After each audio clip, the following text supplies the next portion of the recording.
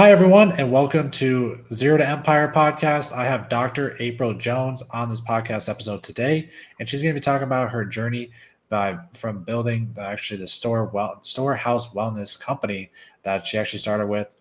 And yeah, so what actually inspired you to start the Storehouse Wellness and actually your entrepreneurial journey entirely? And it actually led from print company that we actually talked about before this as well. Yeah, thank you for having me. I am always happy to talk about my testimony. I think so Storehouse Wellness is kind of the physical manifestation of really praying into being able to use all of the experience and perspective that I've gained both personally and professionally during the last 20 years. So from a personal standpoint, I am a cancer mom. So I've got three gorgeous boys. The oldest is 23 this year. So I had him when I was in college. In my second year of pharmacy school, he was diagnosed with cancer. So that led us on definitely an unexpected path where nothing really goes how you plan it, but also just like a beautiful journey and testimony of faith as well as navigating unexpected challenges. In terms of professional, I am has spent several years in the healthcare space as a leader in pharmacy practice management, and then in medical affairs and a national director in industry, working with the healthcare coalitions all over the country, and the top companies in the country that have their own self-funded plans, and really gaining some perspective on healthcare hurdles, costs of healthcare, and then also what wellness support and building cultures of wellness actually mean. Um, and how the book and my printing company kind of blends into this is that in 2018, I really felt called to finish my book, No Mess, No Message. I was working with a friend. I won't ruin the story behind that because it's in my book in case you want to read it. But through kind of like personal support for a friend, um, I realized that the book needed to be an immediate goal. And so I worked to finish No Mess, No Message, about finding strength and struggle and purpose and pain. And, as any person who wants to be as effective and efficient as possible, I really started to think about, okay, well, if this is something that's going to be meaningful, I want to take the right method about it. And so I researched the advantages and disadvantages of the different publishing methods and determined that I wanted it all. I wanted to own my message. I wanted to dictate what the outcome of, the final edits were of the book. I wanted to own the rights, but I also wanted the professionalism of having, a brand, being published by in a professional way. And so I did that. So I formed my own. And so the Drifted Drum Company came to be, and through that, we published my book, and I've also helped coach other authors as well as help to publish their works as well. In particular, there's a 365-day devotional that wears our brand called Jesus Loves You Most.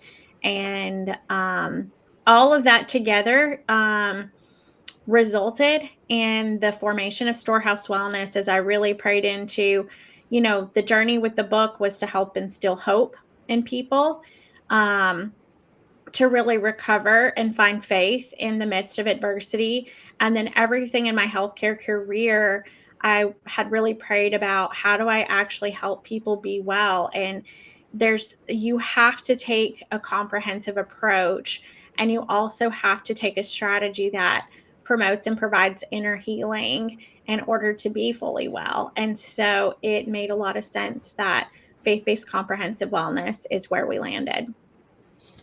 Yes, that's one incredible story. And I'm sorry to hear about the cancer that you and your family has. I do wish the best for you guys and that you overcome it very soon.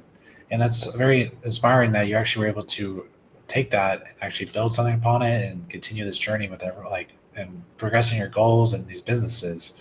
So how would you say, like, what role does faith actually play in guiding your decisions and overcoming challenges in business?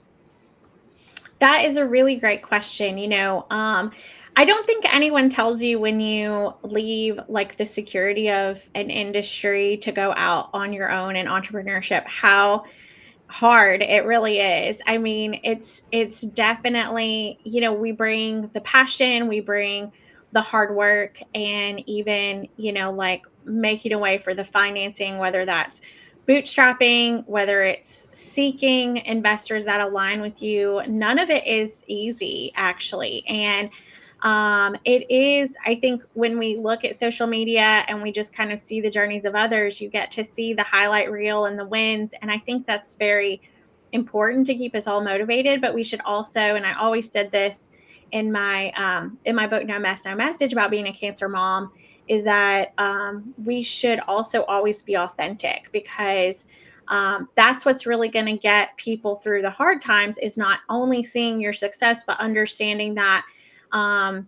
the credibility in your story also comes from the fact that they also journeyed through the hard times just like you, and that it's not always going to be easy, but if you want to see positive outcomes, you have to keep going.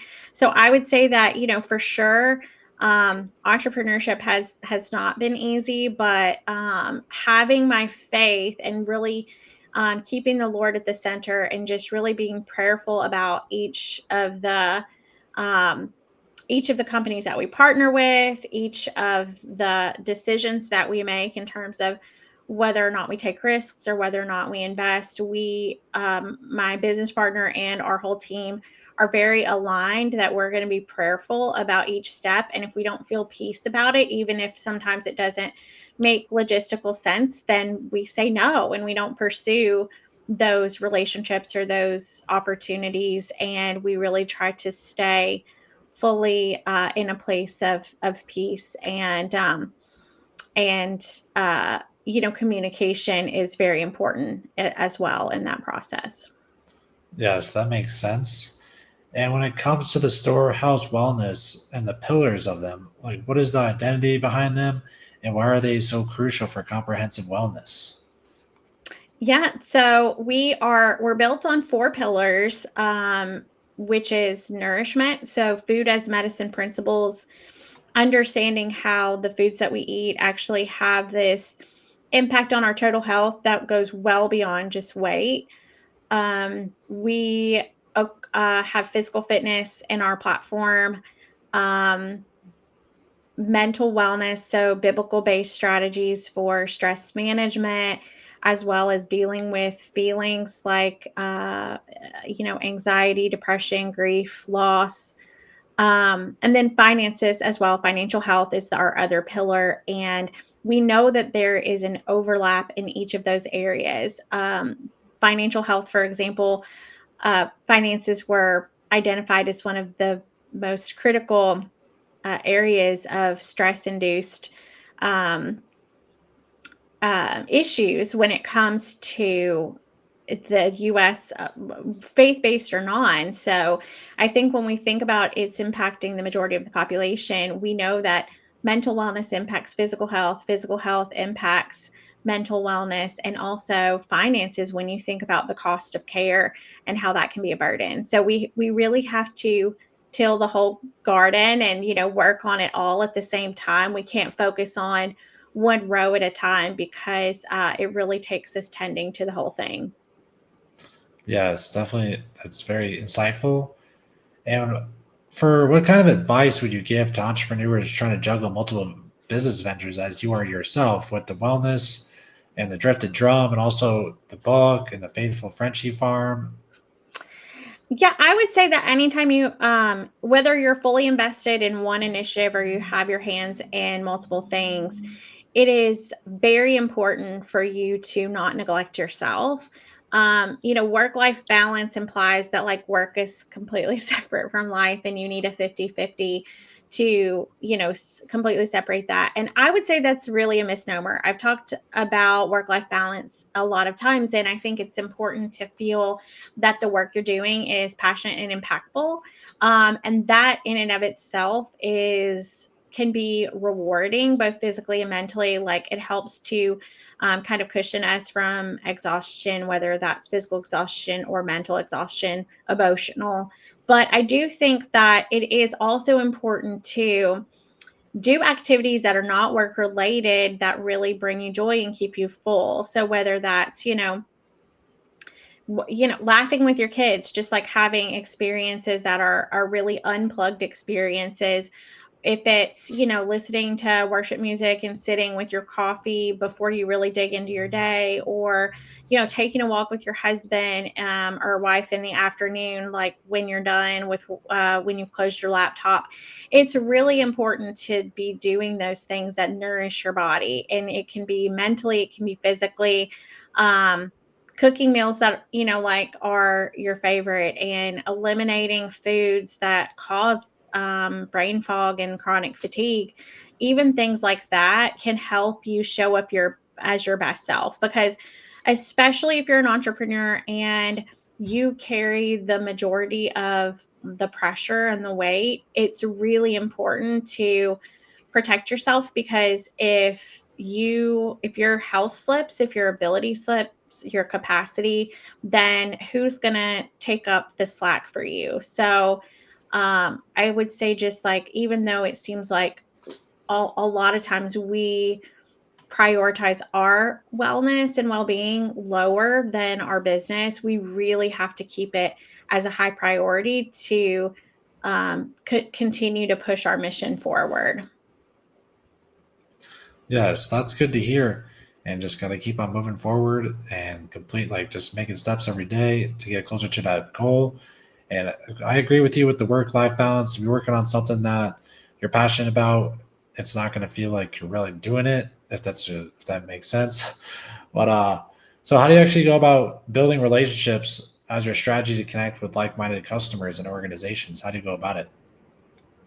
Yeah, that's a great it's a really great question to ask. I think there's a few different ways. One is being able to see the I call it being a good listener, but I think it's a little bit different than that. It's being able to be very perceptive when it comes to understanding what's important to someone else, right? So figuring out how do you align with what's important to them. So, and that's not meant in like a manipulative way. It's more about an opportunistic approach. So some people, I think they just feel like, okay, we're just going to throw out the bait as far and wide as we can get it, and then like whoever bites, that's amazing.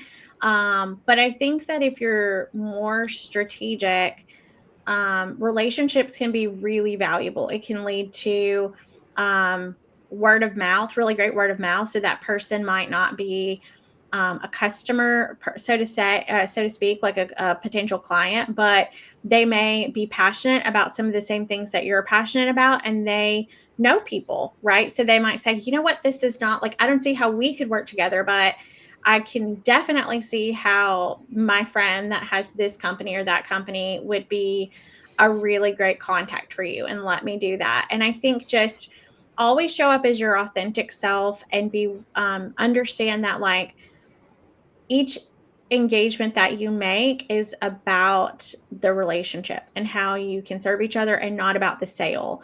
Because you never know like why God is planting a seed in that season. It could be for a sale, but it could be for something completely unexpected. It could be a connection that they make for you. It could be a long-term relationship. It could be that they needed you to pray for them that day because they're going through something personal, and and it resonates with you or your testimony. So I just say always be authentic, always be open, and always be listening for what's going on with them, and then you can determine how that might align with your story.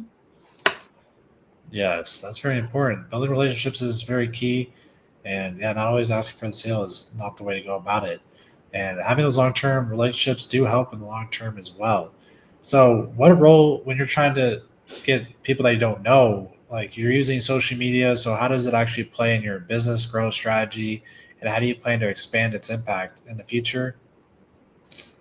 Yeah, I would say social media is here and it's not going away. Whether or not TikTok is banned for a day or an hour or, the foreseeable future, I think we're always going to have, social media is here to stay, regardless of what the platform is. And um, it's good and bad, right? Like, so on the bad, like it can be a complete time suck for you as a leader. It can completely derail your productivity. It can be distracting. It can also, depending on what your algorithm looks like, it can put you in a negative place. It can get you think yeah, you can get caught up in imposter syndrome and comparing your journey to others. It can demotivate you when you think about the fact that you don't have the resources that you need for what you want to do or your long-term goals, and how are you going to get there. So I think it can be a huge distraction, and can be defeating sometimes, but it's also a really great tool to help people understand who you are. So if you're very clear about who you are and what you stand for, and you can message that in a way where it's always present on your social media, they can get to know more about you and say, oh, this is a business I would really love to connect with. It really resonates with me. And they'll know more about you and who you are before they even set up an introduction or ask to meet with you. It's also a great way for you to look for other companies or clients that align with you. And when we talk about casting a wide net, I mean, absolutely, there's a lot of LinkedIn strategies and things like that or Facebook strategies where you say, okay, well, this is my ideal client, so I'm just going to cold call. I'm just going to throw this out there, and some are going to buy and some are going to not. And to my point about that, I would just say when you're on social media, um, unless you know them, these people don't have any loyalty to you. They're not your friends. So just make sure that you keep a thick skin and don't let the response rate impact your self confidence or how you feel or what, but allow it to help you gain insights. Look at who is responding to those messages and how do what's different about them than the other 10 or 20 or 100 that I sent it to, and how do I further refine this and further target in a way that's positive. Yes, that's definitely very key. Yeah, so like you were saying, like social media can be used for bad or it can be used for good, and people just got to focus on the better of it and just go from there. So, what kind of advice do you have for small business owners that are just hesitant about getting in the industry or just wanting to start their own business? I would say think critically about whether or not you're in a good place. Like just because if you're passionate about something and you want to do it and you see an opportunity or a need in the market, it's you always be brave to take risks, but also be very well informed. And so, ask yourself the questions like, am I in a good place of resilience when it comes to my mental health, when it comes to my physical health, when it comes to my finances, can I weather this? Like I think we always have to ask what's the worst that could happen.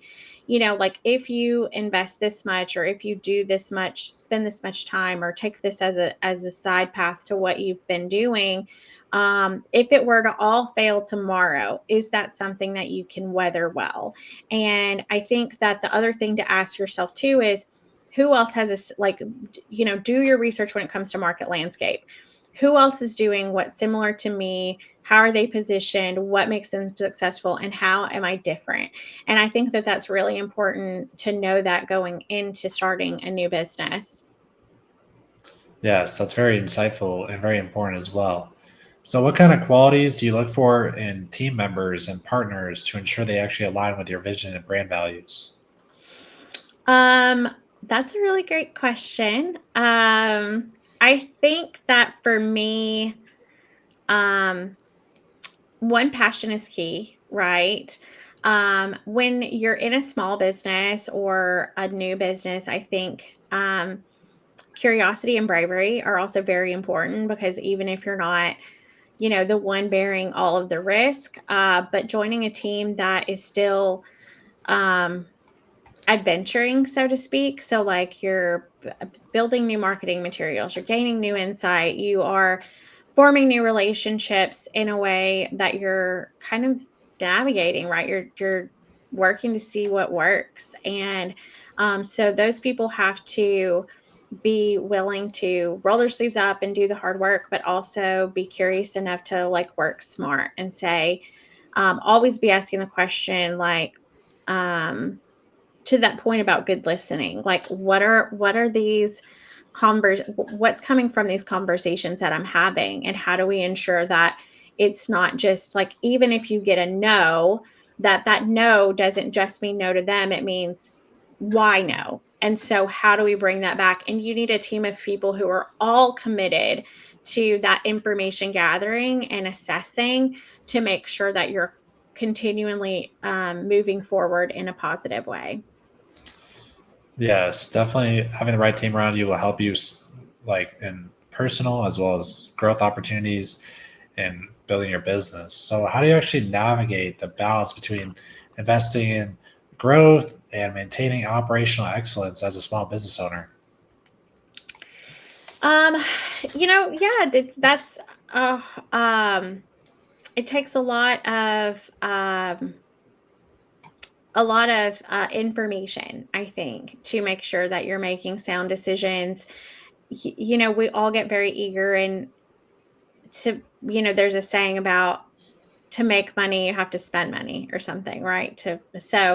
Um, there's an investment that has to be made, right? It's either time or money or both when it comes to business. And so ensuring that we're weighing those appropriately. And I think for me, having strong voices around me, like as a leader, we're not going to know everything. We're not going to have all the right answers.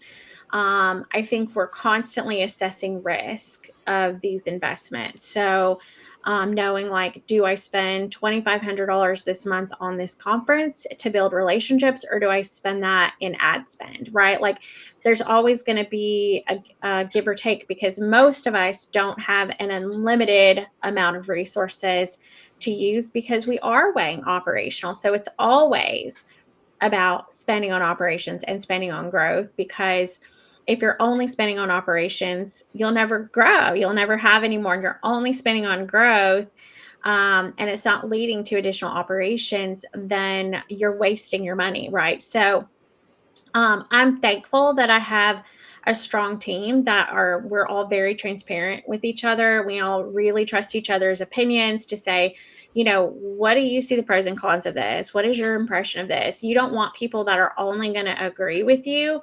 You want to make sure that you have a sound team of advisors that are part of the mission, that cares whether or not you succeed, and that they are able to help you weigh that risk in a way that's transparent.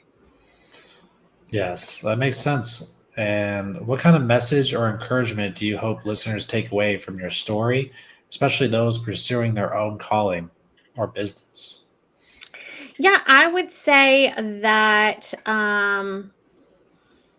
it's so when we think about an area that we're passionate at and we see a need, don't be afraid to align with others. Like, be humble in that, like, if someone else has a similar passion and they already have a business doing that, or they already have a nonprofit doing that, a lot of times we attach that mission to our story and it becomes ours. And I think when we're very emotionally attached to a business idea or a business, then it becomes like truly who we are. And it's like, okay, well, I can't let that fail, which is in the one hand a really good thing, but on the other side of things it can be really bad, because then your identity is tied up and you're willing to sacrifice everything you have.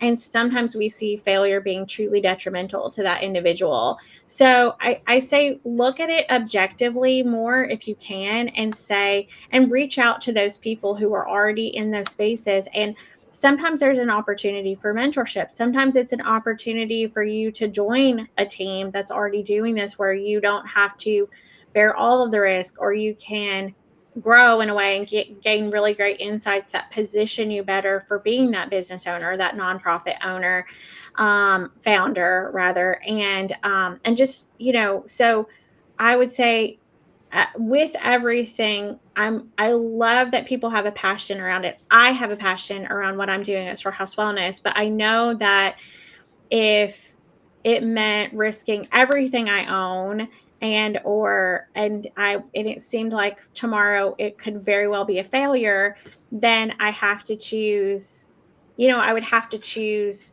the the other, I would have to choose to close, right? So I think that um people that are successful fail a lot of times before, that right thing. And so try your hand at things. Be brave to try your hand at things that maybe are low risk or less risky as you kind of like gain those skills that you need to be successful. Yes, I really appreciate all the insight you have, and thank you for your time as well for being on this podcast and giving everyone the knowledge. How can people reach out to you? Yeah, I think the best way to get me is I have hello at storehousewellness.com for anything like business related, storehouse wellness related. If you're interested in building a culture of wellness, either in your corporate environment or in your church or Christian university or college, we serve all of those lanes. And if you are interested in connecting with me, just whether it's about something that I've said today and you'd like more perspective, you can always connect with me on LinkedIn. I'm there pretty regularly, not so much on other socials. So Awesome. Yeah, reach out to her if you have any questions or if you want to talk to her, and make sure to check out her businesses. And for everyone watching, thank you, or listening. Thank you for listening in, and see you everyone in the next episode of Zero to Empire.